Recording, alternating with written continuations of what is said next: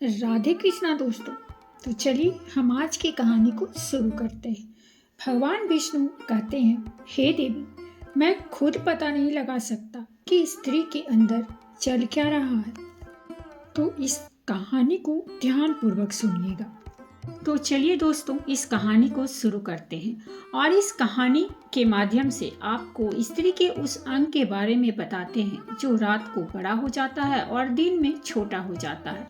दोस्तों, एक समय की बात है, माता लक्ष्मी धरती लोक पर भ्रमण कर रही थी। तभी उन्होंने एक स्त्री को जंगल में देखा जो विवाहित स्त्री थी। वह स्त्री पराये पुरुष से संबंध बना रही थी।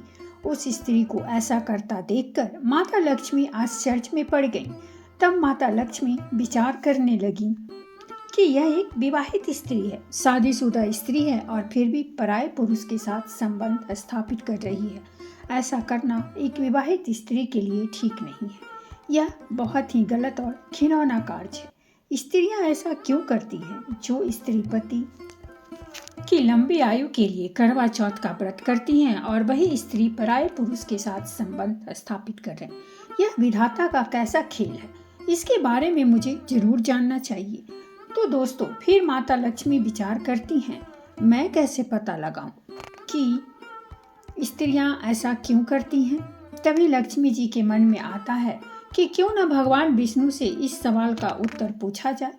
वही इस बात को सही तरीके से बता पाएंगे कि एक विवाहित स्त्री जो करवा चौथ का व्रत रखती है पति की लंबी आयु के लिए, और कुछ स्त्रियां पराये यानी गैर मर्दों के साथ संबंध बनाए, आखिर वे ऐसा कैसे कर सकती हैं? दोस्तों, इस रहस्य को जानने के लिए माता लक्ष्मी भगवान विष्णु के पास पहुंचती हैं।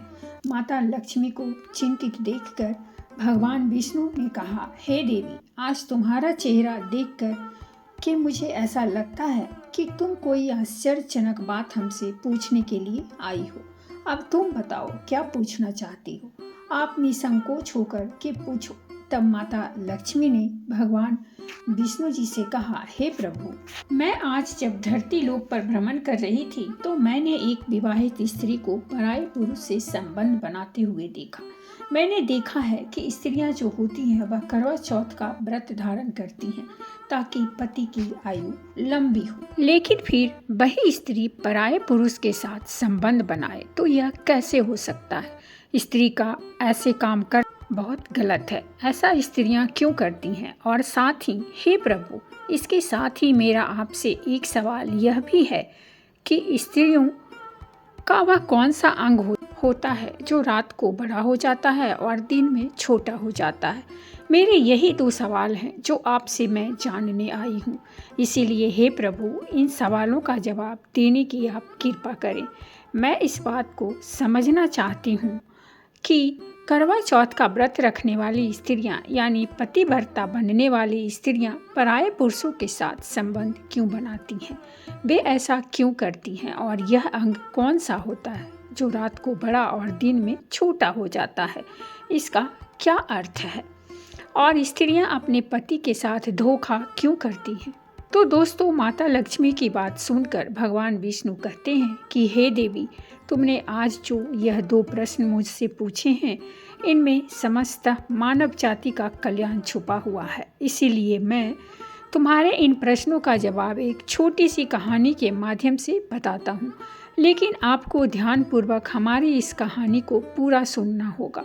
दोस्तों, तब माता लक्ष्मी वचन देते हुए कहती हैं कि ठीक है प्रभु, मैं आपको वचन देती हूँ कि आप जो भी कहानी सुनाएंगे मैं उसे पूरे मन से सुनूंगी। अब आप अपनी कहानी आरंभ कीजिए और हमारी शंका का समाधान कीजिए। दोस्तों, तब भगवान विष्णु कथा को आरंभ करते हैं और कहते हैं कि हे देवी, प्राचीन काल की बात है, एक छोटे से गांव में एक भगीरथ नाम का पंडित अपनी पत्नी धारणी के साथ रहता था। वह बहुत ही ज्ञानी था। वह पंडित नक्षत्र का भी बहुत बड़ा ज्ञानी था, यानी पुत्र या पुत्री उसके नक्षत्रों को अच्छी तरीका से देख लेता था। उनकी जन्म कुंडली भी बना देता था। उसे शास्त्रों का भी बहुत अच्छा ज्ञान था। एक दिन की बात है, पंडित जी की पत्नी के गर्भ से एक पुत्री का जन्म होता है। अब जो पंडिताइन थी वह पुत्री को पाकर बहुत ही खुश थी। परंतु इधर जब पंडित ने जब अपनी बेटी की जन्म कुंडली को देखा तो बहुत ही घबरा गया। लेकिन जो बात थी उसने अपनी पत्नी को नहीं बताई, क्योंकि हाल में ही उसकी पत्नी ने प्रसव किया था। इसलिए उस पंडित ने वह बात अपनी पत्नी को नहीं बताई। अपनी पुत्री को पाकर वह पंडिताइन बहुत ही प्रसन्न थी। कुछ दिनों के बाद जब उस बेटी का नामकरण किया गया तो पंडित जी ने अपनी पुत्री का नाम देवयानी रख दिया। देवयानी जो थी वह दिखने में बहुत ही सुंदर थी। धीरे धीरे समय गुजरता गया और बेटी बढ़ती गई। जब देवयानी जवान हो गई और विवाह के लायक हो गई तो देवयानी की माँ ने अपने पति यानी कि पंडित जी से कहा कि हे पिया जी, अपनी बेटी जो है वह अब विवाह के योग हो गई है। अब आप कोई अच्छा सा वर ढूंढकर इसकी शादी करा दो। पंडित जब भी अपनी पत्नी की यह बात सुनता तो उस समय वह बात टाल देता है। कहने का मतलब है, जब भी पंडिताइन अपनी पुत्री देवयानी की विवाह के बारे में पंडित जी से बात करती थी तो वह किसी न किसी तरह से उस बात को टाल देता था। इसी तरह बात टालते बहुत दिन हो गए, लेकिन पंडित ने अपनी बेटी देवयानी का विवाह नहीं किया। वह करे भी कैसे? उसे तो देवयानी की जन्म कुंडली के बारे में मालूम ही था।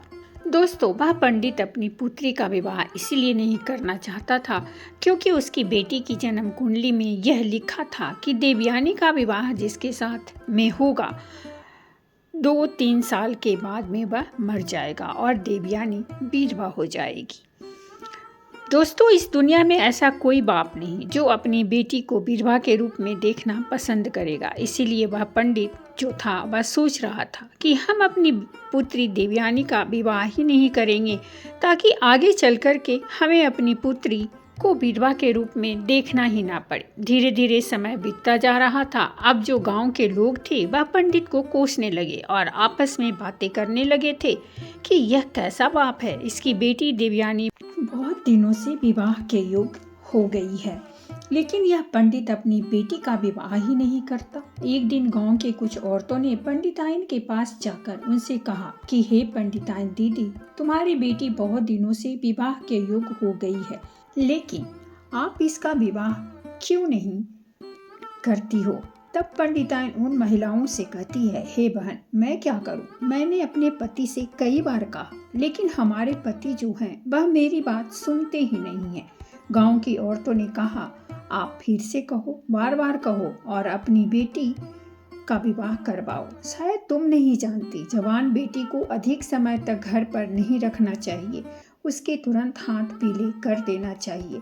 दोस्तों, फिर महिलाओं की बात को सुन करके वह पंडिताइन उन महिलाओं से कहती है, ठीक है, आज जब हमारे पति आएंगे तब मैं उनसे कहूँगी या तो इसका विवाह कर दो या तो इसका गला दबाकर अपने हाथों से इसे मार डालो। दोस्तों, फिर पंडिताइन अपने घर के अंदर जाती है, बहुत ही क्रोध में बैठ जाती है।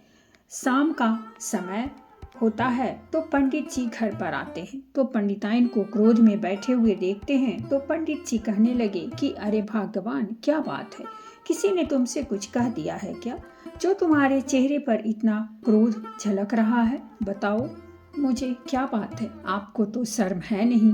अरे आपको तो लोग कुछ कहते नहीं, लेकिन पता है आज गांव की औरतों ने मुझे कितने ताने मारे और कहा कि कितने वर्षों से बेटी जवान है और आप विवाह ही नहीं करती। शायद आप यह नहीं जानती कि जवान बेटी को अधिक समय तक घर पर नहीं रखना चाहिए। ऐसा करने से माँ बाप को पाप लगता है। जितनी जल्दी हो सके जवान बेटी का विवाह कर देना चाहिए। लेकिन आपको तो शर्म है ही नहीं, आप दूसरों को उपदेश देते हो और खुद अपनी बेटी पर ध्यान नहीं देते हो। दोस्तों, पंडित जी ने बात को टालने की बहुत कोशिश की, लेकिन पंडिताइन ने कहा कि आज मैं तुम्हारी कोई बात मानने वाली नहीं हूँ। या तो बेटी का विवाह करा दो या इसे अपने हाथों से मार डालो। आज मैं तुम्हारी कोई बात सुनने वाली नहीं हूँ। लेकिन दोस्तों, जो बात थी वह बात पंडित जी अपनी पत्नी को बताते हैं और कहते हैं कि ठीक है, अब तुम ज़्यादा ही जिद कर रही हो तो चलो मैं कोई अच्छा सा वर ढूंढ कर इसका विवाह कर दूंगा। फिर वह पंडित अपनी पुत्री देवयानी के लिए वर ढूंढने लगता है। एक दूसरे गांव में देवयानी के योग्य लड़का मिल जाता है और उसके साथ में अपनी बेटी देवयानी का विवाह कर देता है और अपनी बेटी की विदाई कर देता है। उसकी बेटी जो है वह 2-3 साल तक खुश रहती है और तीसरा साल व्यतीत होने के बाद में उसका जो पति था उसकी अब मृत्यु हो जाती है। तब पंडित अपनी बेटी देवयानी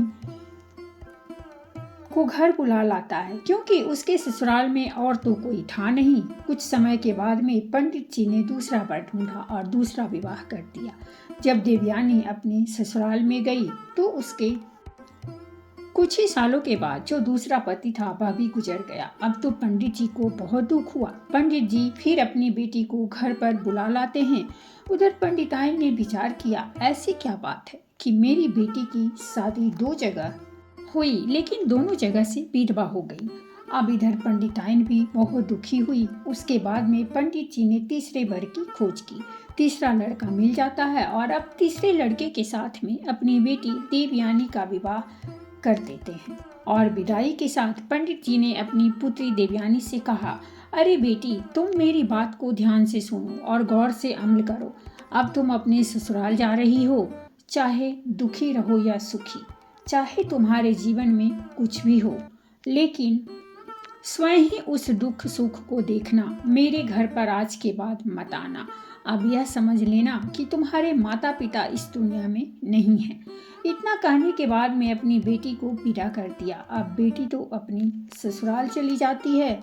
और इधर पंडिताइन जब अपने पति से बेटी के प्रति ऐसा कहते हुए सुना था तो पंडिताइन ने अपने पति पंडित जी से कहा कि स्वामी, आप एक बात बताओ, आपने अपनी बेटी से ऐसा क्यों कहा कि आप समझ लेना कि आपके माता पिता इस दुनिया में हैं ही नहीं।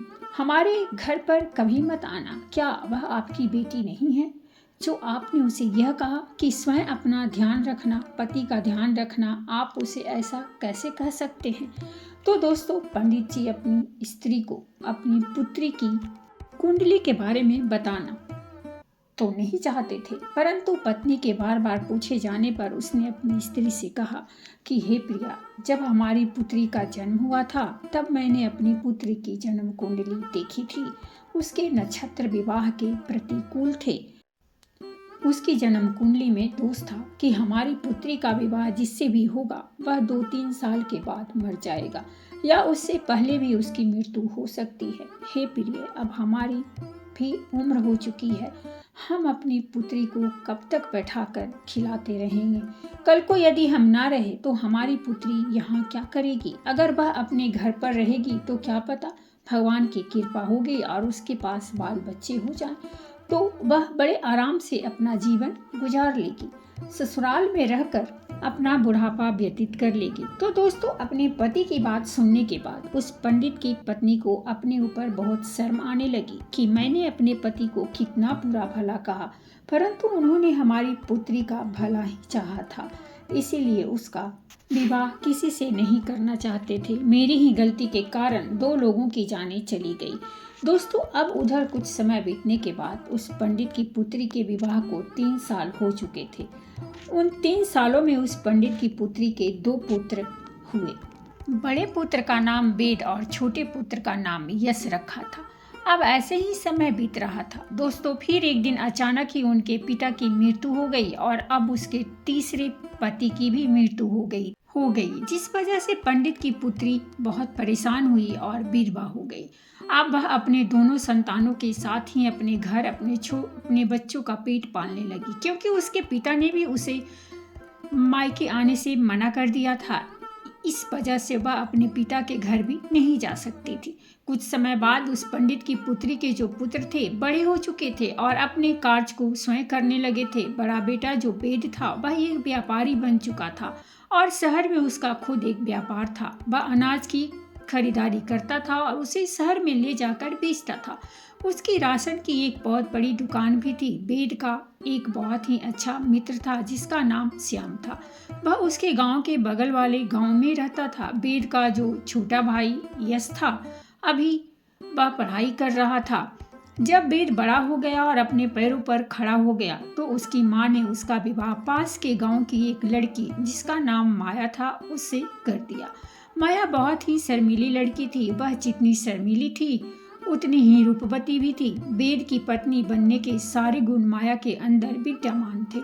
माया जिस गांव में रहती थी उसी गांव में श्याम रहता था। जब वेद की शादी हो गई तो कुछ दिनों बाद वेद फिर से व्यापार के सिलसिले में अपनी पत्नी माया को गांव में ही माँ की सेवा के लिए छोड़ गया। अपने व्यापार को संभालने के लिए वह शहर चला गया। वेद यह समझ गया था कि उसका छोटा भाई पढ़ रहा है और उसकी पढ़ाई में कोई बाधा न हो और उसे खाना पानी मिलता रहे जिससे वह समय पर सारे कार्य कर पाए। और उसकी माँ की भी उम्र हो चुकी थी जिससे उन्हें भी कार्य करने में तकलीफ होती थी। इसीलिए ही वेद ने अपनी पत्नी माया को गांव में ही छोड़ने का फैसला लिया था।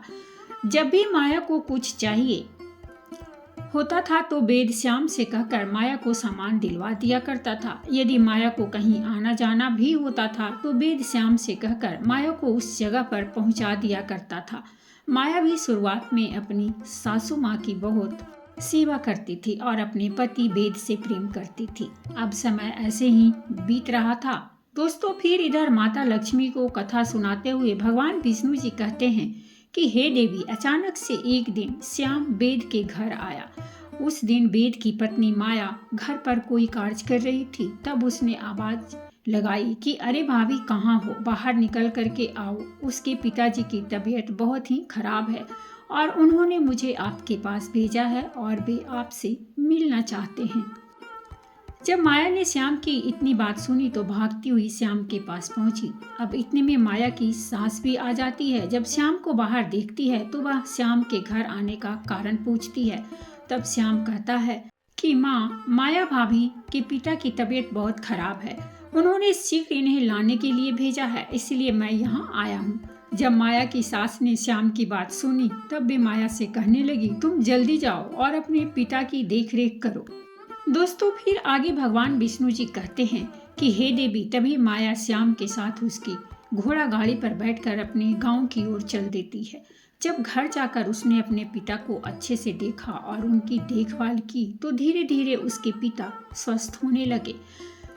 इधर माया का पति जो बाहर रहता था, माया अपने मायके आ चुकी थी, इसीलिए वह अपने पिता की देखरेख में लगी रहती थी। उधर श्याम भी रोजाना माया के पिता का हाल लेने माया के घर पर आया करता था। माया को श्याम के अंदर अब अच्छाई दिखने लगी थी। अब उसे श्याम के प्रति लगाव होने लगा था। वह मन ही मन श्याम से प्रेम कर बैठी थी, परंतु श्याम के मन की खोट को न जान सकी, क्योंकि श्याम एक अय्यास लड़का था। वह कोई काम धाम तो करता नहीं था, बल्कि उसे तो जुआ की लत पड़ चुकी थी। साथ में वह स्त्रियों के साथ गमन भी करता था। वही अपनी वासना की पूर्ति के लिए वह वेश्याओं का गमन करता था। माया को यह बात पता नहीं थी कि श्याम की नजर अब उसके ऊपर आ चुकी है। इधर माया भी श्याम से प्यार करने लगी थी। अब माया के पिता ठीक हो गए, लेकिन माया तो कुछ अलग ही सोच बैठी थी। श्याम रोज माया के घर पर आया करता था, इसीलिए माया और श्याम रोज ही घूमने के लिए जाया करते थे। एक दिन जब वे दोनों घूमने के लिए गए हुए थे तब माया ने श्याम से कहा कि श्याम, अगर तुम मेरी बात का बुरा ना मानो तो मैं तुमसे एक बात कहना चाहती हूँ। तब श्याम ने माया से कहा, कहो भाभी जी, मैं आपकी बात का कभी बुरा नहीं मानूंगा। आज तक बुरा नहीं माना तो फिर अब क्यों मानूंगा? श्याम ने ऐसा जताते हुए बोला कि जैसे मैं दूध का धुला हुआ हूँ। फिर भगवान विष्णु जी कहते हैं कि हे देवी, जब श्याम के मुंह से माया ने भाभी शब्द सुना तो वह गुस्से से बोली, श्याम, आज के बाद कभी भी तुम मुझे भाभी कहकर नहीं बुलाओगे, अन्यथा यह तुम्हारे लिए अच्छा नहीं होगा। फिर श्याम ने कहा, ठीक है, लेकिन फिर मैं आपको क्या कह करके बुलाऊं? अब श्याम की बात टालते हुए माया ने कहा कि श्याम, सच बात तो यह है कि मैं तुमसे बहुत प्रेम करती हूँ।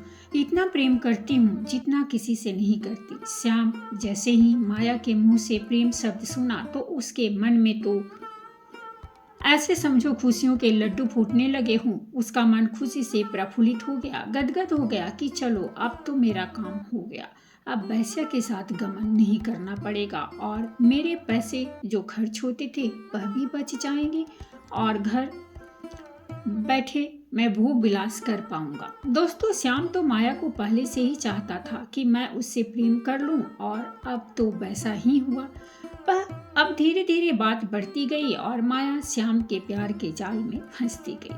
अब धीरे धीरे बात इतनी बढ़ गई कि सच में उन दोनों के बीच में भोग विलास होना शुरू हो गया। कुछ दिन बाद जब माया के ससुराल से बुलावा आया तो श्याम से मिलने के लिए माया ने उसे फिर से एक दिन झोपड़ी पर बुलाया। तब माया ने श्याम से कहा, मेरे प्यारे श्याम, मेरे ससुराल से बुलावा आया है। अब शायद मैं तुमसे ना मिल सकूं, इसीलिए जब भी मुझे तुम्हारी याद आएगी मैं तुमको एक पत्र लिखूंगी और तुम मुझसे मिलने के लिए मेरे ससुराल आ जाना। तो दोस्तों, अब श्याम वासना का आदि तो था ही, इसीलिए श्याम माया की बात को मान लेता है और माया श्याम से इतना कहकर घर आ जाती है।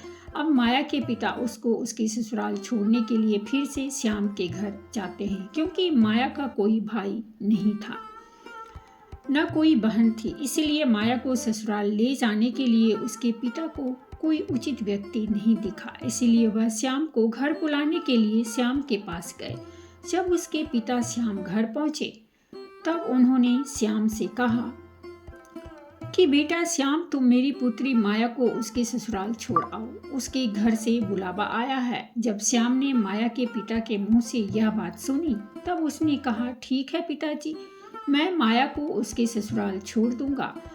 दोस्तों, फिर आगे भगवान विष्णु जी कहते हैं कि देवी अब क्या था, श्याम माया को उसके ससुराल छोड़ने के लिए अपनी घोड़ा गाड़ी पर बिठाकर ले जाता है।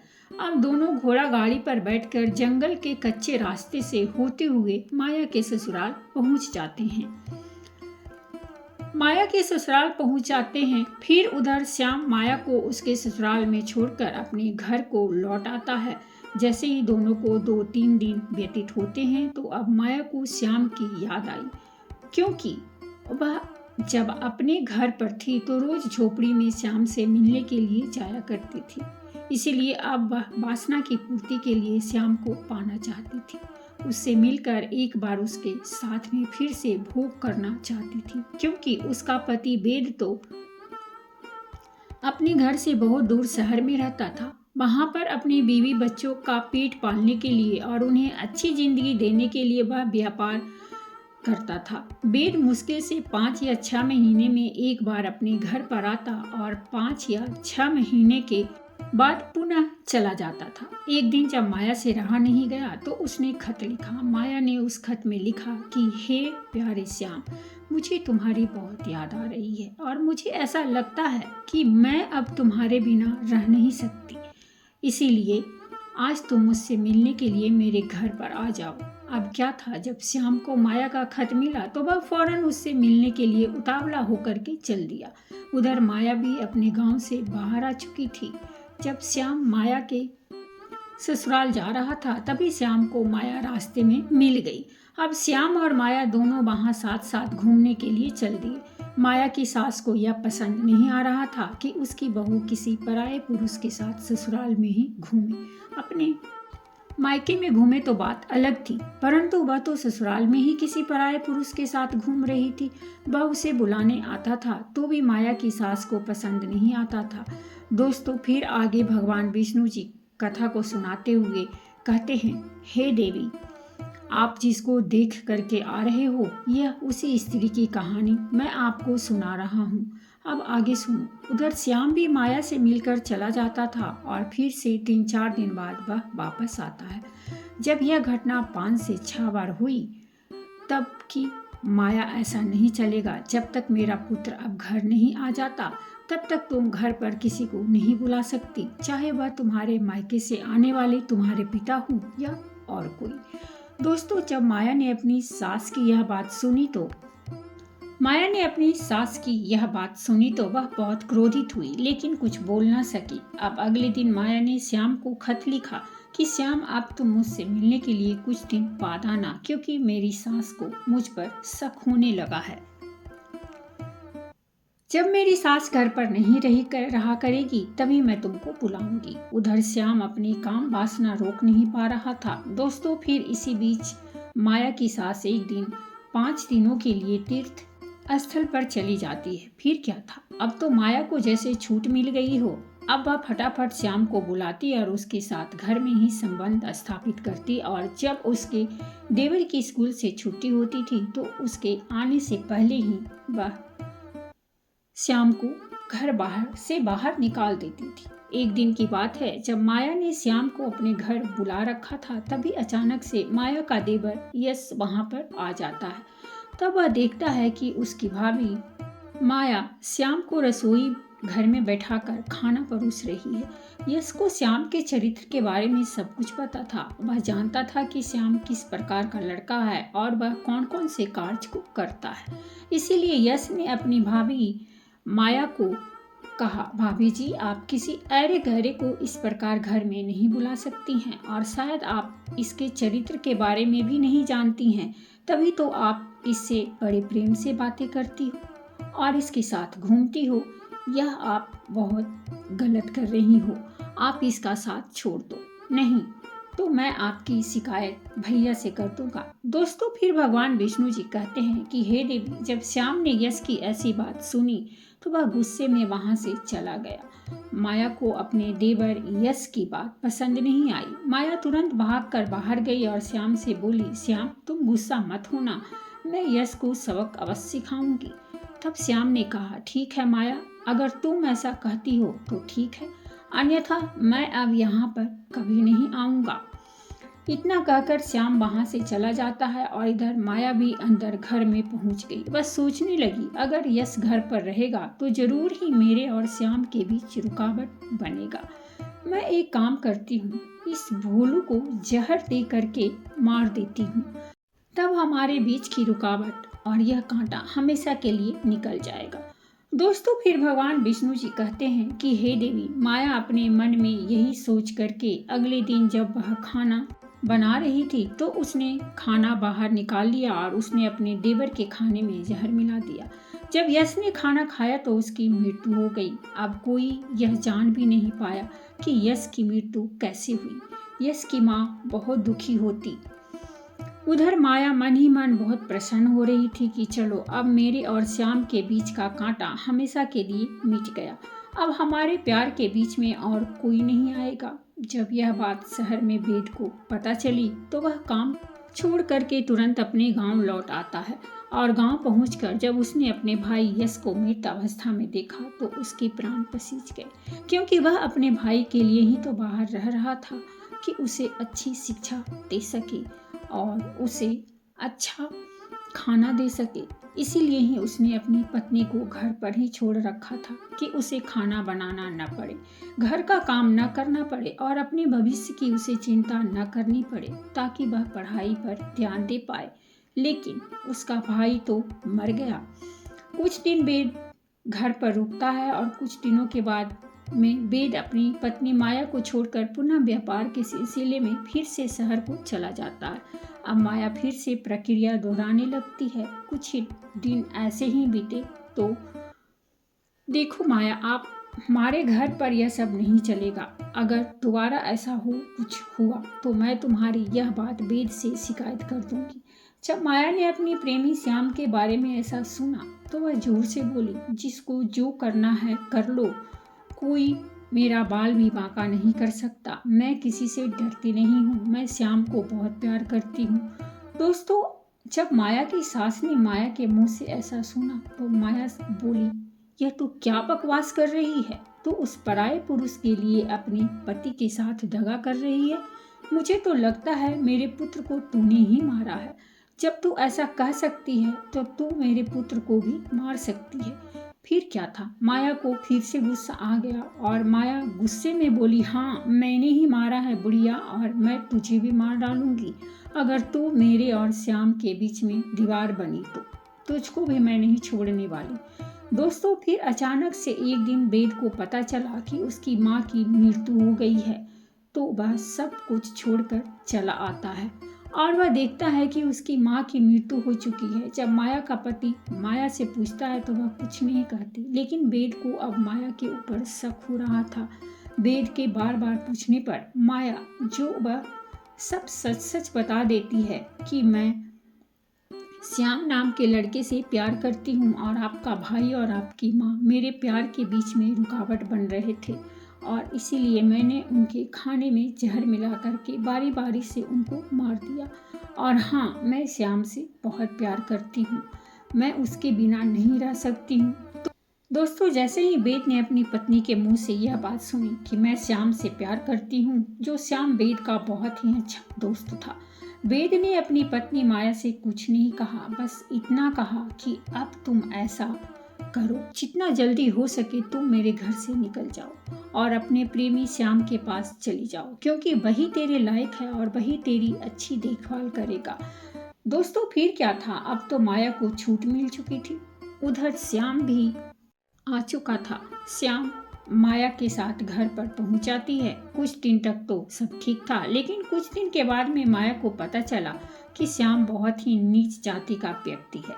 वह पराई औरतों पर अपनी गंदी नजर रखता है और उसके यहाँ बकरी का एक तबेला है और वह बकरी भी चराता है। अब तो माया अपने प्रेमी श्याम के साथ बकरी चराने लगी और अपनी भाग्य को कोसने लगी और कहने लगी कि यह कहाँ मैं फंस गई।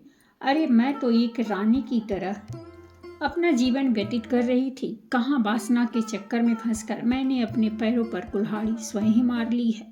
अब मेरा बुढ़ापा कैसे कटेगा। दोस्तों, फिर भगवान विष्णु जी कहते हैं कि हे देवी, यही सोचकर माया अपना माथा पीट रही थी और अपने किए पर पछता रही थी। उधर वेद ने एक अच्छी सी स्त्री को देखकर विवाह कर लिया और दोनों साथ साथ रहने लगे। उधर माया का श्याम के साथ बहुत बुरा हाल था। वह अपने भाग्य को बार बार कोस रही थी कि यदि उसने वेद को धोखा ना दिया होता तो आज वह एक रानी की तरह राज कर रही होती। फिर भगवान विष्णु जी कहते हैं, हे देवी, स्त्री को आज तक न कोई समझ पाया है और न ही कोई समझ पाएगा। स्त्री एक ऐसा माया जाल है जो समय आने पर बदल जाता है। स्त्री अपनी हो या पराई, उस पर कभी भी भरोसा नहीं करनी चाहिए। दोस्तों, भगवान विष्णु जी आगे कहते हैं कि हे देवी, मैं खुद पता नहीं लगा सकता कि स्त्री के अंदर क्या चल रहा है। हमने स्त्री को बनाया जरूर है, लेकिन फिर भी मैं स्त्री के अंदर की बात को नहीं जान सकता और इस संसार में ऐसा कोई नहीं है जो स्त्री के मन की बात जान सकता है। स्त्री कितनी भी भरोसेमंद क्यों न हो, फिर भी उस पर भरोसा नहीं करना चाहिए। पता नहीं किस वक्त धोखा दे जाए। जो आप दृश्य देख के आ रही हो, ऐसी पता नहीं कितनी स्त्रियां पतिव्रता होने का नाटक अपने पति के सामने करती हैं और गैर मर्दों के साथ में संबंध स्थापित करती हैं। दोस्तों, पहले सवाल का जवाब जो था वह माता लक्ष्मी जी को मिल चुका था। उसके बाद भगवान विष्णु जी कहते हैं कि हे देवी, साथ ही साथ मैं आपको यह और बता दूं कि कौन सी एक स्त्री है और वह कौन सा पुरुष है जिसे हर व्यक्ति को हमेशा दूर रहना चाहिए। तो जो एक स्त्री पराये पुरुष के साथ संबंध स्थापित करती है, उसके साथ उठती बैठती है और अपने घर को छोड़कर दूसरे के घर पर ध्यान देती है, अपने को पराया और पराये को अपना समझती है, तो ऐसी स्त्री से हमेशा दूर रहना चाहिए। ऐसी स्त्री हमें अवश्य किसी ऐसे जाल में फंसा देगी जहां से निकलना अत्यंत कठिन हो जाता है। दोस्तों, भगवान विष्णु जी कहते हैं, हे देवी, आइए अब मैं आपको दूसरे सवाल का जवाब देता हूँ कि स्त्री का वह कौन सा अंग है जो रात को बड़ा हो जाता है और दिन में छोटा हो जाता है। तो स्त्री का वह अंग है आँख की पुतली। आँख की पुतली जो होती है वह दिन में तो सिकुड़ जाती है, यानी छोटी हो जाती है, और जब आँख खुलती है तो वह प्रकाश देखती है, यानी जब प्रकाश के समक्ष आँख खुलती है, पहुंचती है, तो वह आँख की पुतली सिकुड़ जाती है, यानी छोटी हो जाती है, और जब रात को सोते समय आँख बंद हो जाती है तब वही पुतली बड़ी हो जाती है। तो हे देवी, मैंने आपके दोनों प्रश्नों के उत्तर दे दिए हैं। तो दोस्तों, अपने दोनों प्रश्नों का जवाब पाकर माता लक्ष्मी प्रसन्न हो जाती हैं और फिर भ्रमण करने के लिए निकल जाती हैं। तो दोस्तों, ये थी हमारी आज की कहानी, और अगर अच्छी लगी हो हमारी कहानी तो हमारे चैनल को सब्सक्राइब कीजिए, वीडियो को लाइक और शेयर जरूर कीजिए। कहानी सुनने के लिए बहुत बहुत धन्यवाद।